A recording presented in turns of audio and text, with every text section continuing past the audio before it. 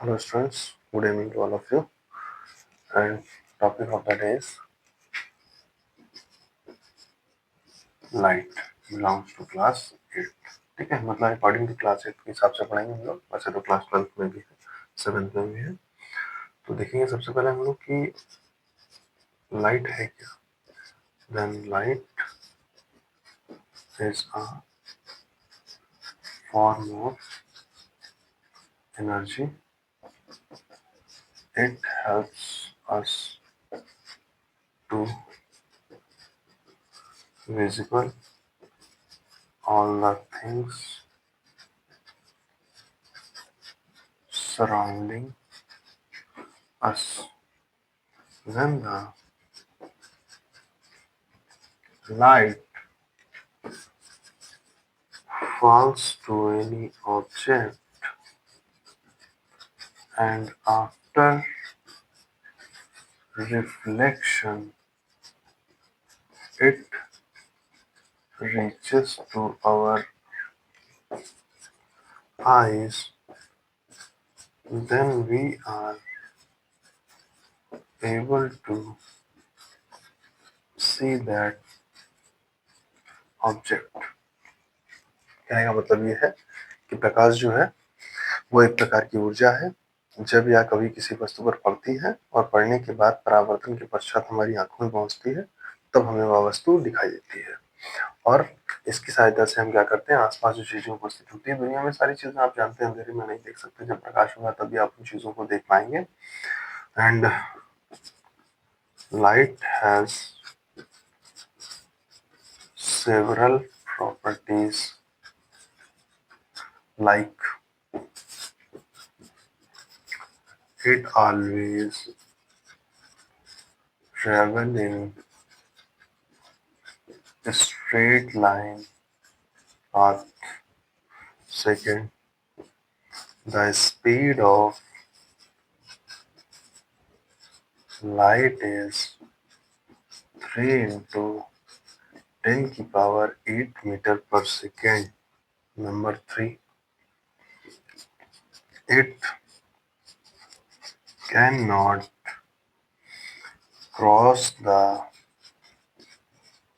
opaque objects. Number 4, for traveling it requires no medium. And number 5, it shows us many properties like reflection, refraction,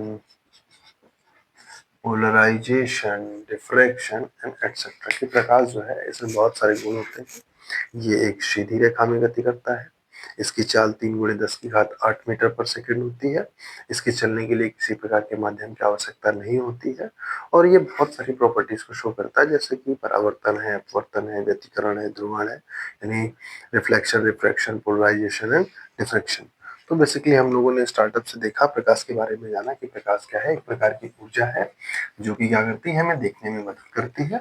और जब यह किसी वस्तु पर पड़ती है और पड़ने के पश्चात हमारी आंखों में पहुंचती है, तब हमें वह वस्तु दिखाई देती है। इसके कई सारे गुण हैं कि प्रकाश सदैव सीधी रेखा में चलता है। ठीक है, इसकी चाल 3 × 10⁸ मीटर पर सेकंड है। और इसके बाद में इसमें कई सारे प्रॉपर्टीज और भी शो करता है। हमने आपको बताया परावर्तन, अपवर्तन, इस तरह की। क्लास 8 के अकॉर्डिंग हमारे सिलेबस में जो है केवल रिफ्लेक्शन ही है। ठीक है, तो अकॉर्डिंग टू रिफ्लेक्शन क्या होता है, the bouncing back of light from A polished surface in the same medium is called the reflection.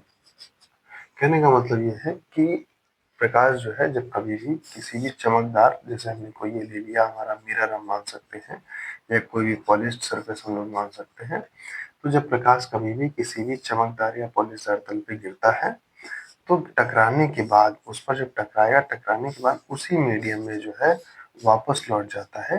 इस घटना को ही हम लोग प्रकाश का परावर्तन कहते हैं। ठीक है, और रिफ्लेक्शन जो है ये हमारा दो रूल्स को फॉलो करता है। जो रिफ्लेक्शन है इसके दो रूल्स हैं।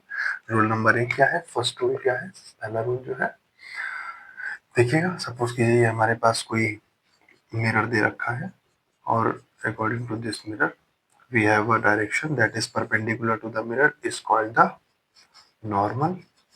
Suppose this is a incident light or we can say this is a incident ray, and after reflection from this point this is called the reflected ray. ठीक है, ये हमारी इंसिडेंट रे है और ये हमारी जो है रिफ्लेक्टेड रे है। ठीक है, तो जो इंसिडेंस रे होती है यानी आने वाली जो किरण होती है, जिसे आपतित किरण भी हिंदी में हम लोग बोलते हैं। ठीक है, आपतित किरण भी बोलते हैं और इसको हम लोग बोलते हैं परावर्तित किरण। ठीक है, ये तो हमारा हो गया। इसको हम लोग क्या बोलते हैं, प्लेन मिरर बोलते हैं। और ये हमारा नॉर्मल है या हिंदी में इसे हम लोग अभिलंब भी कहते हैं। ठीक है, तो आने वाली किरण, टकराने के पश्चात जाने वाली किरण। ठीक है, और ये हमारा अभिलंब है। ये तीनों क्या कर रहे हैं, एक ही पॉइंट पर हमें मिलते हुए लग रहे हैं। तो यही हमारा पहला लॉ है कि according to this law the incident ray comma reflected ray comma normal lies on the same plane. ये एक ही प्लेन में लाई करते हैं, एक ही तल में लाई करते हैं। और दूसरा नियम हमारा क्या है, देखिएगा कि ये नॉर्मल है, ये इंसिडेंस रे है। तो नॉर्मल और इंसिडेंस रे के बीच में जो एंगल बनेगा वो हमारा इंसिडेंस एंगल होगा, जिसे हम लोग एंगल आई से रिप्रेजेंट करते हैं। और हमारा जो दूसरा एंगल होगा वो नॉर्मल और रिफ्लेक्टेड रे के बीच में है, जिसे हम लोग आर से रिप्रेजेंट करते हैं। इसे हम लोग रिफ्लेक्टेड एंगल बोलते हैं। और सेकंड लॉ हमारा ये कहता है कि इंसिडेंस एंगल जो होता है वो रिफ्लेक्टेड एंगल के बराबर होता है। और बेसिकली ये घटना जो है हमारी पूरी की पूरी रिफ्लेक्शन ऑफ लाइट कहलाती है। सो हम लोगों ने इसके बारे में जाना कि किसी भी प्रकाश का बाउंसिंग बैक ऑफ लाइट जो होती है वो हमारी रिफ्लेक्शन कहलाती है। किसी भी प्रकाश का किसी चमकदार या पॉलिशदार सतह पर गिर करके उसी माध्यम में वापस लौट जाना क्या कहलाता है, प्रकाश का परावर्तन कहलाता है। इसके दो नियम है, आपतित किरण, अपवर्तित किरण और अभिलंब तीनों एक ही तल में है। और दूसरा नियम क्या है कि इंसिडेंस एंगल जो है वो रिफ्लेक्शन एंगल के बराबर होता है। ठीक है, अब देखिए रिफ्लेक्शन जो है वो दो टाइप का होता है। Reflection T by P S types of reflection क्या क्या होते हैं। रिफ्लेक्शन जो है वो दो टाइप्स का होता है। एक होता है रेगुलर रिफ्लेक्शन और एक होता है हमारा डिफ्यूज रिफ्लेक्शन। तो देखिए रेगुलर रिफ्लेक्शन क्या होता है, जब कभी भी सरफेस हमारी स्मूथ या पॉलिश्ड होती है। कैसी होती है, स्मूथ हो या फिर वेल पॉलिश्ड हो। कैसी हो, वेल पॉलिश्ड जब अगर हमारी सरफेस होगी तो जो लाइट रेज आती हैं जो आपस में पैरेलल हैं, तो आफ्टर रिफ्लेक्शन, टकराने के पश्चात इनकी जो रिटर्निंग होती है, जो ये रिफ्लेक्ट करती हैं, रिफ्लेक्शन करती हैं, वो भी आपका सेम टू सेम पैरेलल रहता है। इंसिडेंस लाइंस अगर रेज पैरेलल हैं तो रिफ्लेक्टेड लाइज राइज जो है रेज हैं वो भी पैरेलल होगी। और ऐसा जो हमारा रिफ्लेक्शन होता है वो हमारा कहलाता है, कैसा रिफ्लेक्शन, रेगुलर रिफ्लेक्शन कहलाता है। or in case other case, suppose that we have a surface smooth something like that, and when the light ray falls to any rough surfaces पर आती हैं तो गिरने के पश्चात क्या होता है कि सभी अलग अलग डायरेक्शन में क्या होती हैं, रिफ्लेक्ट करती हैं। इस वजह से ऐसे रिफ्लेक्शन को हम लोग जो है डिफ्यूज रिफ्लेक्शन बोलते हैं। कुल मिलाकर के बात ये है कि अगर रिफ्लेक्शन हमारा स्मूथ सरफेस से हो रहा है तो वो रेगुलर रिफ्लेक्शन होगा, और अगर रिफ्लेक्शन हमारा डिफ्यूज्ड सरफेस से हो रहा है तो वो हमारा कैसा रहेगा, सॉरी मतलब रफ सरफेस से हो रहा है तो वो हमारा डिफ्यूज रिफ्लेक्शन होगा। ठीक है, now come to the next point that is called the multiple images. देखिए मल्टीपल इमेजेस क्या होता है, फर्स्ट ऑफ ऑल आपने इमेज फॉर्मेशन के बारे में तो पढ़ा ही होगा कि जैसे हम लोग एक प्लेन मिरर ले लेते हैं, प्लेन मिरर के सामने खड़े होते हैं, तो हम लोगों को ये चैप्टर ये क्लास 7 में आपको जैसा कि इंट्रोड्यूस कराया गया है कि जब प्लेन मिरर के सामने हम लोग खड़े होते हैं तो क्या होता है कि हमें जस्ट अपोजिट उतनी ही दूरी पर अपनी इमेज जो है वो फाइंड आउट होती है। और इमेज में क्या होता है कि इमेज हमेशा जैसे इरेक्ट, हम सीधा खड़े हुए हैं तो इमेज इरेक्ट ही बनेगी, हमारी सीधी बनेगी, ठीक है, लेकिन उसमें लेटरल इन्वर्जन होता है, लेफ्ट का जो है वो राइट में दिखाई देता है और राइट का जो है वो लेफ्ट में दिखाई देता है। सपोज कीजिए हम इस तरह से खड़े हुए हैं, अब मिरर हमारे पास लगा हुआ है, इस तरफ साइड में, राइट साइड में मिरर है, तो मिरर में आप देखेंगे जब आप अपना राइट हैंड ऊपर करेंगे तो आप देखेंगे मिरर में आपको लेफ्ट हैंड ऊपर करता हुआ नजर आएगा, तो इसको ही हम लोग क्या बोलते हैं, लेटरल इन्वर्सन बोलते हैं, ठीक है। तो आप जानते हैं कि जब कभी भी प्लेन मिरर से आप देखते हैं तो आपको एक ही इमेज फॉर्म होती है, और वो जो इमेज होती है वो हमारी सीधी होती है और साइज के बराबर होती है। और इवन हम ये भी देखते हैं कि जितनी दूरी पर हम मिरर से खड़े होते हैं, इमेज भी हमको मिरर के दूसरी तरफ उतनी ही दूरी पर दिखाई देती है। अब मल्टीपल इमेज मतलब कहने का है, प्लेन मिरर से तो एक ही इमेज बनती है, मल्टीपल इमेजेस का मतलब क्या है कि जब हम when we use two or more plane mirror to form the many images of a single object is called the multiple image formation. For this cases, for this case, we use two mirror at different angle to form the different number of images. जैसे कि हम लोग क्या करते हैं, जब दो mirrors को आपस में किसी एंगल पे रखते हैं और एंगल पर रखने के बाद एक ही ऑब्जेक्ट की इमेज देखते हैं तो हमको कई सारी इमेज जो है वो फॉर्म होती है, और उनके नंबर्स अलग अलग हो सकते हैं, उनको आपने किस एंगल पे रखा हो वो इस बात पे, इमेज का फॉर्मेशन जो होगा तो उसमें जो image number of image formation होगा वो इस बात पर डिपेंड करेगा कि आपने उसको बेसिकली किस एंगल पे रखा हुआ है। सपोज करिए अगर हमें काउंट करना है तो नंबर ऑफ इमेज जो होती है, number of image is equals to होता है 360 अपॉन थीटा माइनस 1। सपोज कीजिए कि आपने दो मिरर लिए हुए हैं और दो मिरर को आपने 60 डिग्री के एंगल पे प्लेस कर दिया, तो कितनी इमेज उससे फॉर्मेशन होगी, 360 upon 60 minus 1, it means to से 6 माइनस 1, यानी कि टोटल 5 इमेजेस जो है वो हमको फाइंड आउट होगी। मतलब कि अगर हम क्या करें, दो मिरर ले लें और उन दोनों मिरर्स को हम लोग क्या करें, एक दूसरे से अटैच करके हम लोग कैसे 60 डिग्री के एंगल पे अगर हम रख दें, उन दोनों के बीच का जो एंगल हो वो 60 डिग्री का हो, तो जो मिरर इमेज का फॉर्मेशन होगा वो लगभग हमें 5 इमेज उससे क्या होंगी, दिखाई देंगे, ठीक है। इसी पर बेस्ड हमारे पास एक डिवाइस होती है, उस डिवाइस को हम लोग क्या बोलते हैं, कलाइडियोस्कोप। चलिए हम लोग कलाइडियोस्कोप के बारे में जरा थोड़ा सा जानने का प्रयास करते हैं कि कलाइडियोस्कोप क्या होता है, ठीक है। देखिए कलाइडोस्कोप,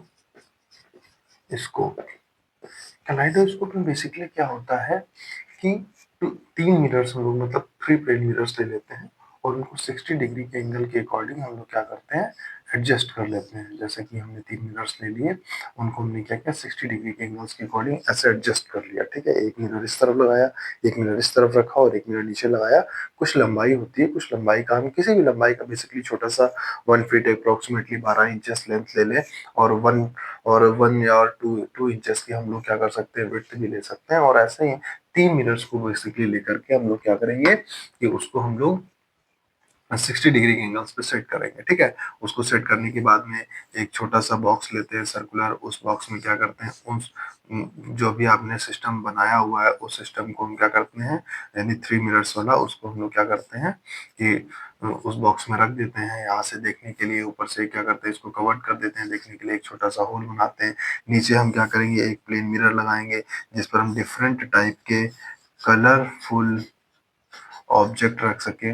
और जब वो कलरफुल ऑब्जेक्ट आप क्या करते हैं यहाँ पर प्लेस करते हैं, तो उससे इस कलाइडियोस्कोप के अंदर मल्टीपल रिफ्लेक्शंस की वजह से हमको क्या होता है, मल्टीपल इमेजेस दिखाई पड़ती हैं और डिफरेंट पैटर्न दिखाई पड़ते हैं। और कलाइडियोस्कोप में जो भी पैटर्न आप एक बार देख लेते हैं, वो पैटर्न दोबारा कभी भी आप visual same to same pattern आप विजुअल नहीं कर सकते। इसका यूज कहाँ किया जाता है, जैसे फैब्रिक इंडस्ट्रीज हैं, वहां पर फैब्रिक के पैटर्न्स बनाने में इसका यूज किया जाता है। तो बेसिकली ये हमारा मल्टीपल रिफ्लेक्शंस पर ही बेस्ड जो है वो एक डिवाइस है। तो कलाइडियोस्कोप क्या है, कलाइडियोस्कोप हमें मल्टीपल पैटर्न्स देने के लिए एक डिवाइस का यूज हम लोग करते हैं, जैसे इंडस्ट्रीज हैं वो लोग इसका यूज करते हैं।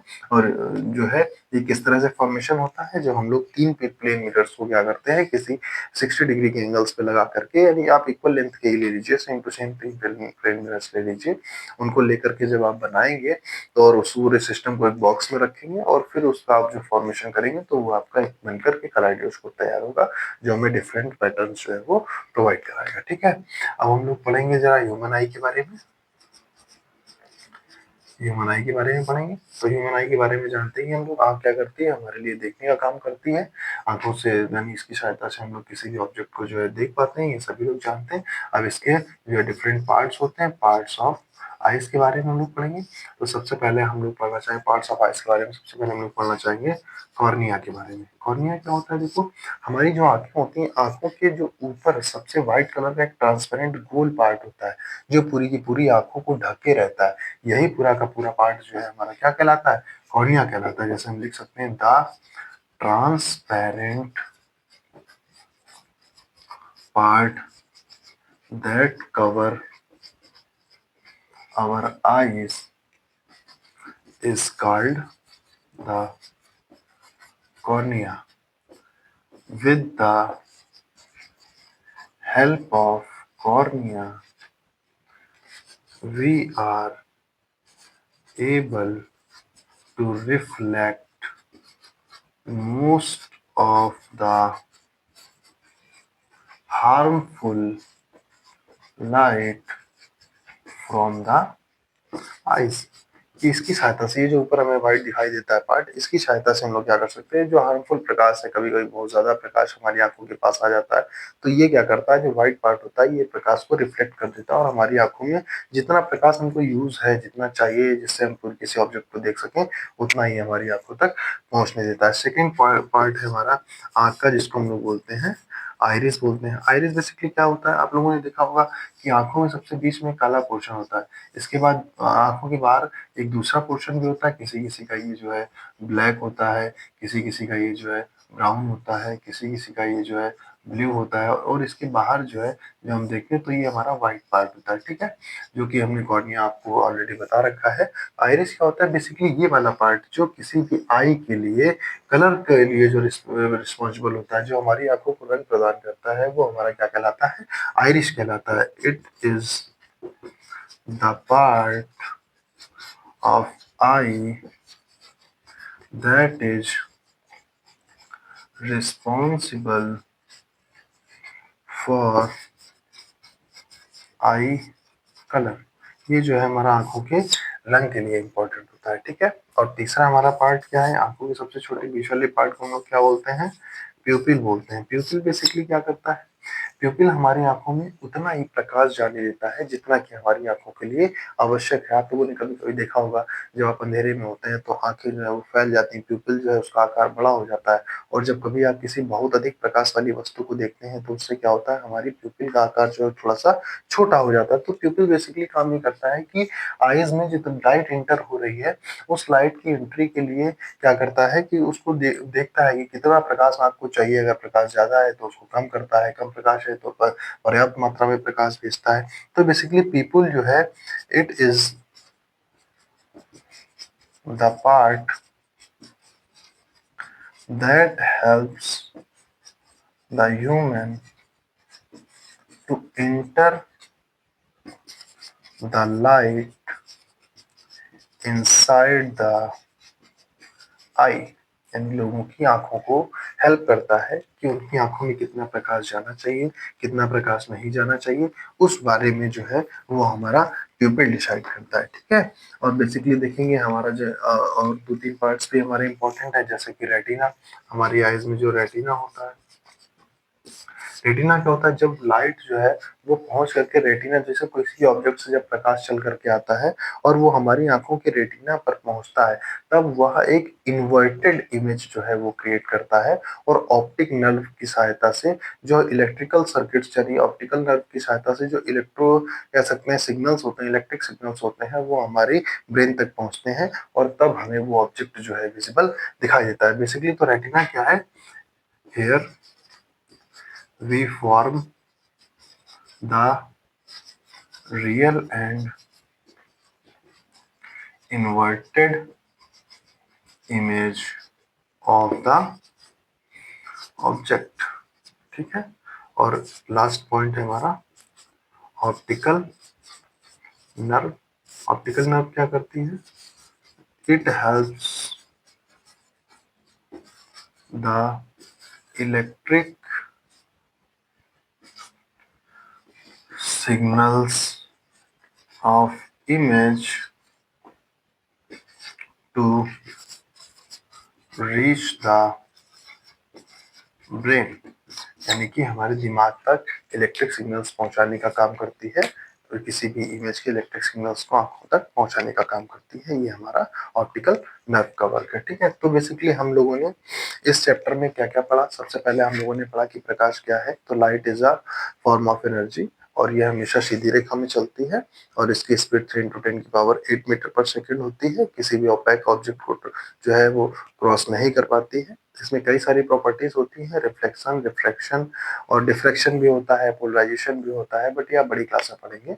और क्लास 8 में हमारा रिफ्लेक्शन ही इंपॉर्टेंट है। रिफ्लेक्शन के बारे में क्या जाना, bouncing back of light is called reflection, मतलब प्रकाश का वो किसी स्मूथ सरफेस से परावर्तन हो जाना, उसी मीडियम में वापस लौट जाना, ये परावर्तन कहलाता है। इसके दो नियम हम लोगों ने पढ़े, आपतित किरण, अपवर्तित किरण और अभिलंब, तीनों एक ही तल पर है और जो इंसिडेंस एंगल है वो हमारे रिफ्लेक्टेड एंगल के बराबर हो जाता है। फिर हम लोगों ने मल्टीपल इमेजेस के बारे में पढ़ा कि जब हम दो या दो से अधिक इमेजेस मिरर्स ले लेते हैं तो उनकी हेल्प से हम किसी भी ऑब्जेक्ट की मल्टीपल इमेजेस फाइंड आउट कर सकते हैं। जैसे कि अगर हम दो प्लेन मिरर्स को ही अपोजिट एक दूसरे की डायरेक्शन में रख दें तो हमें इनफाइनाइट नंबर ऑफ इमेजेस जो है वो फाइंड आउट होंगे, ठीक है। और मल्टीपल इमेजेस पर आधारित हम लोगों ने इंस्ट्रूमेंट भी देखा जिसको हम लोग फैब्रिक इंडस्ट्री में या डिफरेंट टेक्सचर इंडस्ट्री में हम लोग यूज करते हैं, जिसका नाम था कलाइडोस्कोप। कलाइडोस्कोप में 3 मिरर्स आपने डिफरेंट एंगल्स पे लगाए हुए थे और उसको हमने एक बॉक्स से ढक दिया था और ऊपर एक छोटा सा होल कर रखा था जिससे हम ऑब्जेक्ट को देख पाते हैं और नीचे एक प्लेन मिरर भी लगाया था। तो जब उसमें हम कोई ऑब्जेक्ट डालते हैं तो उसके में बहुत सारे मल्टीपल रिफ्लेक्शंस की वजह से बहुत सारे पैटर्न्स दिखाई देते हैं, ठीक है। और फिर ह्यूमन आई के बारे में हमने जाना, ह्यूमन आई के क्या क्या पार्ट्स हैं। जो बाहर का व्हाइट पार्ट होता है वो यानी ट्रांसपेरेंट पार्ट जो होता है वो हमारा कॉर्निया होता है। उसके बाद हमारा आइरिश होता है जो आंखों के कलर के लिए जो है बेनिफिशियल है, जो शो करता है कि आंखों में किस प्रकार का कलर आएगा। और इसके बाद बीच में प्यूपिल होती है जो हमारी आंखों में प्रकाश को जाने और ना जाने के लिए जिम्मेदार होती है। जितना प्रकाश नीड है हमारी आंखों को उतना ही प्रकाश उसमें एंट्री कर सकता है। और इसके बाद में हमारा जो है रेटिना है। रेटिना एक ऐसा पॉइंट है जहां पर इमेज जो है किसी भी ऑब्जेक्ट की क्लियर इमेज बनती है लेकिन इन्वर्टेड बनती है। और वो जो इमेज बनती है उसको हम लोग ऑप्टिकल नर्व की सहायता से इलेक्ट्रिक सिग्नल्स के जरिए हम लोग उसको ब्रेन में भेजते हैं और जब वो ब्रेन में पहुंचता है तब हमें वो ऑब्जेक्ट विजिबल होता है। Thank you.